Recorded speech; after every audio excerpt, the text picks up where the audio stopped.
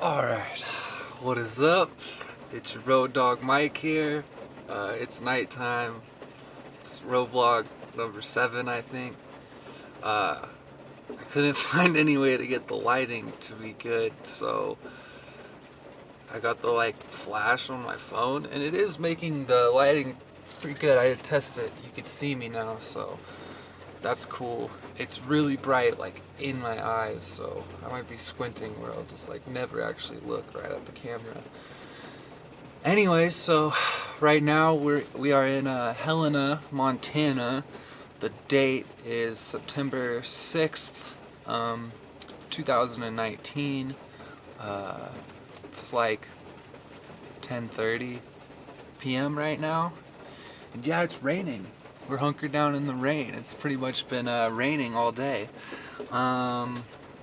Today I woke up in Glacier National Park, and then I cruised on over here.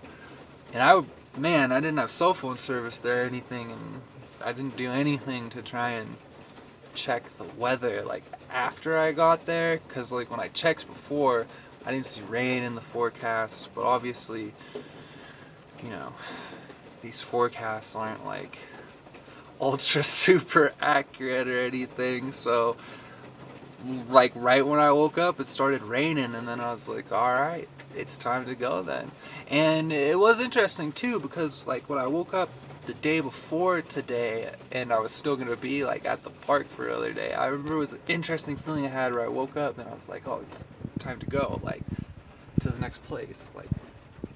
And I was like, no, we're staying here another night, so we're just exploring the park again and gonna go hiking. And I did touch on Glacier a little bit yesterday, and I just can't say enough about that place. It's awesome. Just turquoise lakes and just trees and mountains everywhere, and there are a lot of glaciers. I will say though, most of them do look kind of sad, like they're dying and they're not going to be around very much longer, and you can feel them kind of radiating that sadness. In a prediction I saw, Glacier National Park will basically lose its namesake by 2030. So that's a little bit over 10 years. 10 years and, you know, like 3 months or something. 4 months. A little under 4 months. That's sad, but I guess it is what it is. Hopefully we as a humanity can start making some drastic changes to save places like that, and I don't know. Either way, it's an awesome park. So big. Never would have got a chance to explore all of it, but either way. I mean, I guess I could have. I can't really say that. Because if I really dedicated myself to doing that, I do have time, money, and resources right now. But I'm not really down to go on some kind of crazy week-long backpacking trip into the backcountry wilderness by myself right now. Maybe one day get someone to go with me, so I could be less scared of getting mauled up by a bear. I still do it by myself anyways. I've done some pretty long ones by myself and never came across a bear, so it's not like I know if I'd be ready to get my bear mace and blast them, and then even then it's still seems scary. Anyways, so some things I wanted to touch on that I did forget. The road going through Glacier is simultaneously awesome on so many levels, based on what it passes through, the views you get everywhere, and in a more human aspect, it's an engineering marvel for sure. They built that thing back in the 30s or something, and it's crazy, and they did a really good job of making the road blend in to the, surrounding environment by using, the stones natural to the environment, build the walls and stuff, and really cool. I did not like driving it this morning because it was raining, and from the part at what they call the loop, which is like the switchback on the road, to Logan's Pass, which is where you pass over the Continental Divide to the east side of the park and east side of the continent too, I suppose. There's no center stripe. It's so narrow. There's jagged rocks sticking out of a cliff on one side, and then it's like, a death drop on the other side. And there is like the park shuttle, which is, vans that are bigger than mine, and they have these other like tourist bus things that were like these, like, they try to make them look like old school, like 30s cars, Packards or whatever they're called, maybe like that style, if I'm remembering that correctly. Those go on the road too, and those are even bigger than the shuttles and way bigger than mine. But I still didn't like it. It sketched me out. I was like, I drove it a little bit yesterday to get to my hike at the starting at the Sunriff Gorge or something, or Sun Chalet, I don't know, around there. And yeah, I wasn't looking forward to driving it again, but luckily, because I left so early, it wasn't, heavily trafficked yet. It's not nearly as much as the day before, but the day before was way nicer. Like, not a cloud in the sky, perfect weather. But it was Friday today. But anyway, so I got through that. Still didn't have cell phone service. So I was like, well, I'm going south. And then initially I just had this ultra ambitious idea in my head. I was like, well, next stop in mind is Utah. Like, I'm gonna go to Utah today. This guy really thought he was gonna do that. I'm not even gonna go to Utah tomorrow or the next day or the day after that, because I don't like driving for that long. Today was for sure the maximum amount I could handle, because just to get from Glacier down here to Helena, and especially where I was in Glacier, that was a really, really, really long drive. It must have taken me at least 4 hours, especially because here's something I've noticed to be very Montana-esque, I did want to touch on too. It's something they do with their road work, road construction, whatever. I've never seen this anywhere except here in Montana. I've come across it twice now. So what they'll do is, I doubt they would ever do this on the interstates, but on the other highways, the federal routes, Route 2, and probably, of course they do this on Montana highways too, I'm sure. And the one I took today, which is like 200 something, 3 numbers is too many for me to just remember with all this traveling I've been doing, which highway it was. You could figure it out if you know where I am and you're familiar. Anyways, so here's what they do. They'll peel up the whole goddamn road for miles. I'm talking like the asphalt and shit, it's peeled up. They reduce it to a dirt road, and they don't really forewarn you very far ahead. Like, it's no different than when you're driving and there's gonna be a flagger, and the flagger sign's a fair enough distance to let you know to stop, but it's, not like they're gonna. Anyways, though, so yeah, they just peel the whole road up and make it a dirt road, and for miles, and then you have to wait a really long time for these pilot cars. And when I went on today, it was kind of sketch, because it was raining, so it was mud. There was some parts where I was like, oh shit, am I gonna get my van stuck? And why would this be okay for a front wheel drive little Toyota Corolla to go through? I feel like that car wouldn't have any fun going through this, but apparently they think it's fine, so hey, whatever, Montana's a little different, so that's how they do it. Speed limits are very high here too.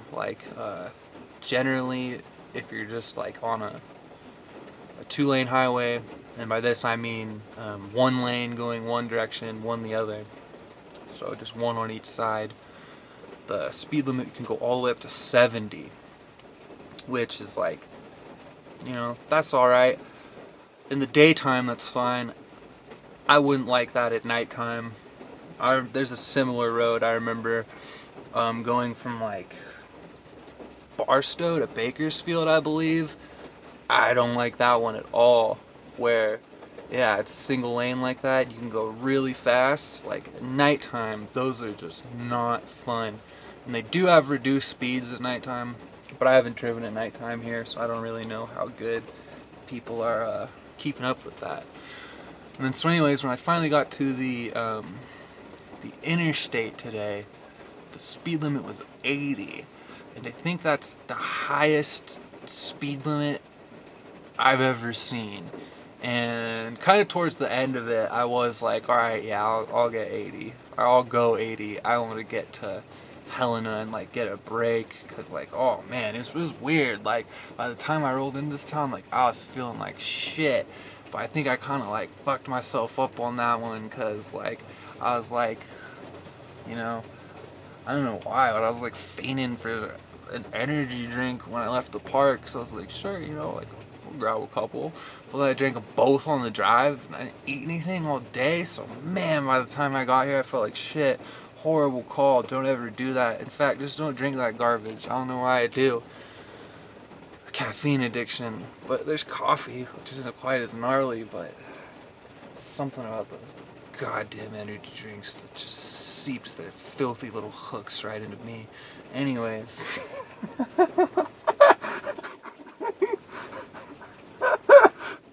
Oh, yeah. So when I got here, I was finally just like, there's this really cool park in town that I just kind of stumbled upon. A skate park and like all kinds of stuff, basketball courts going on there. It's right by the Armory too, and I think it might have been totally a United States Armory. I'm pretty sure I did see a military vehicle roll through this town too.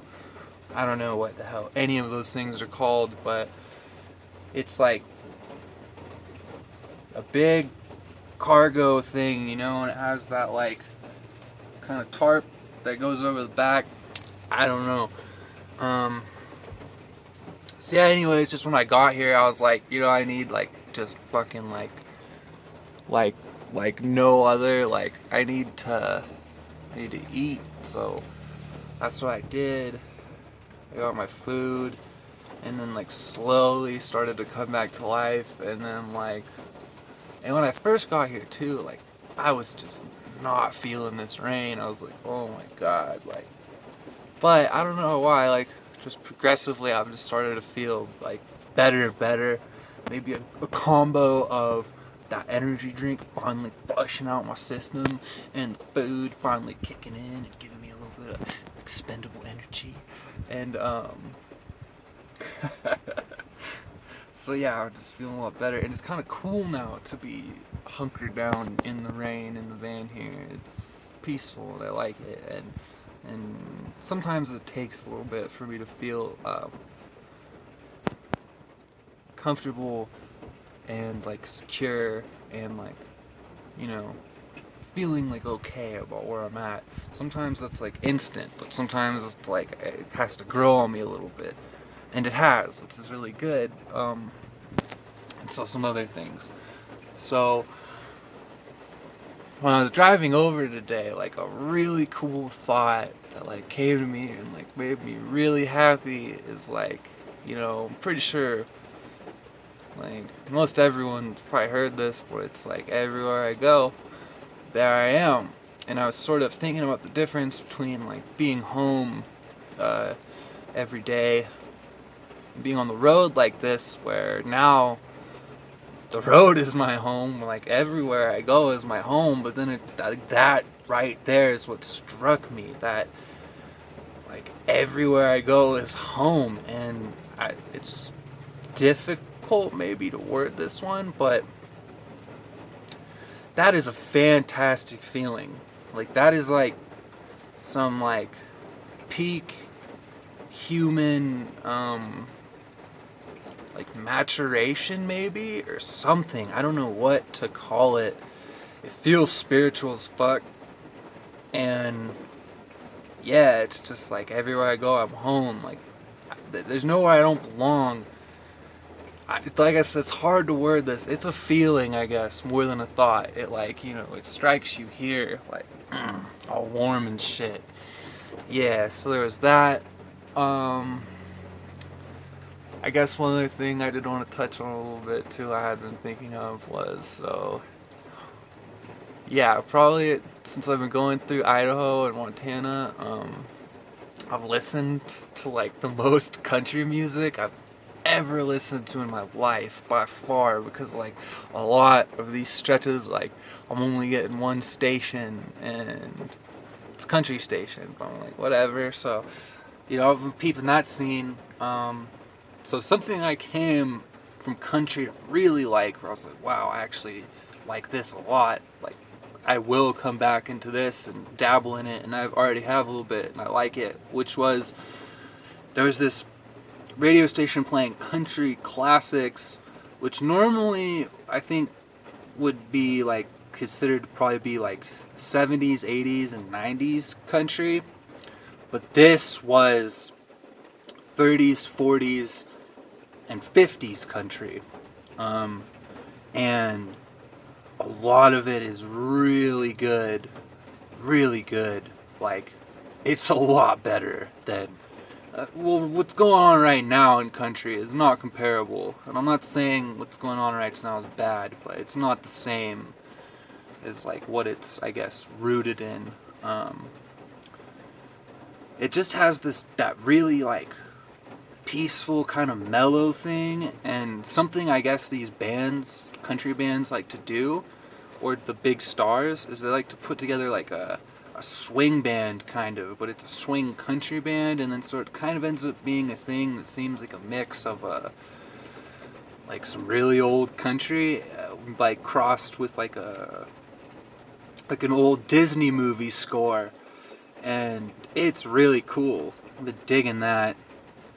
And as far as newer country goes, like what's happening now, for picking that apart with my ear, what I came to like was, and a lot of people say this, and I totally get it now, I like the simplicity of the lyrics, both, content-wise, like everything they sing about is totally relatable.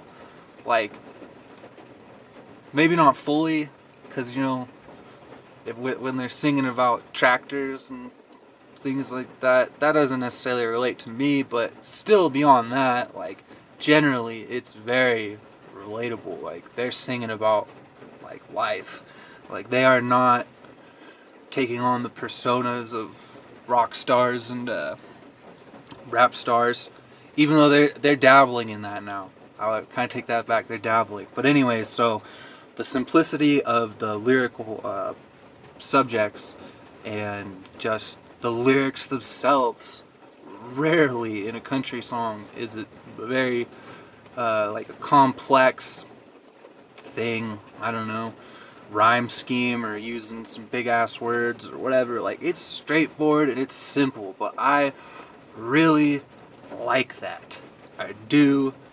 One of my favorite songwriters is John Lennon. A lot of his best songs are very simple. Of course, he made a lot of really like complex and out there ones, but some are simple. Like, well, that's a good simple one. Like She's So Heavy. It's a pretty simple John Lennon song. Yeah. If I had a list right here, I'd be like, oh, that one, that one, that one, that one. But I'm not going to sit here and try and pick them out. But I am going to sing real quick. Of all these places I remember.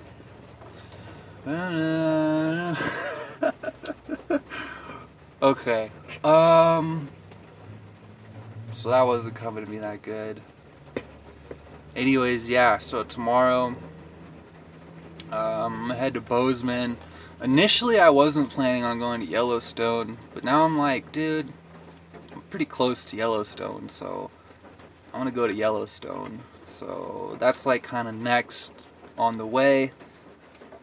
Yeah. I was about to burp.